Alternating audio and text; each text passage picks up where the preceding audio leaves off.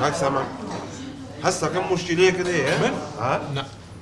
لازم زول خاونا انا اقول خالص زابي زول خاو كل جبنا انا اقول في مشكلة كمني انا مثلا خاوي تكني خاوي تن لسه خوكو نبو صحة باشا قدر بيتك ناتي إصلاحتها شلون؟ اللي بدو كاك لا قلت فيها ايه دي من دارس من تيرو تو ناني كون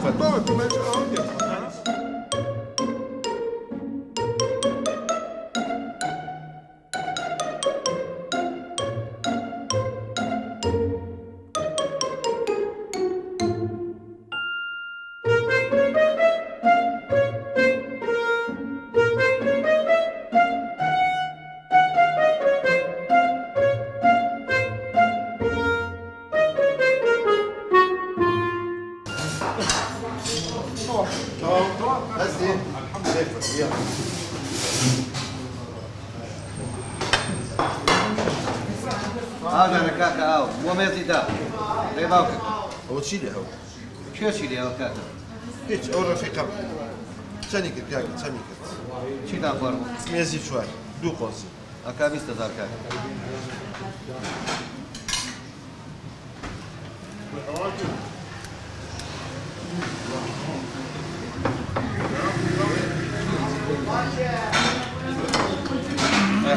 بس جابت لي باوك كان دي ايام ولا برخصتي كون سلام بودي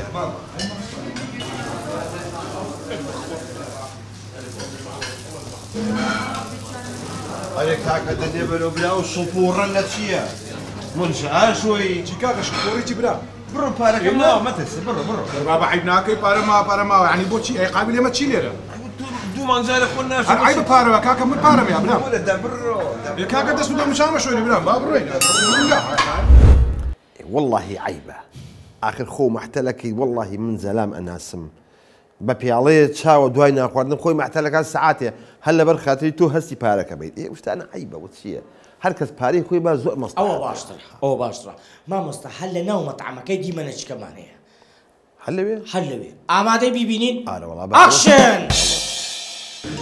نور جاكم كاكا والله كاك محمد شد لمسه لو خوشة أمر دينارك ناي دعوت يخون وانتو براستا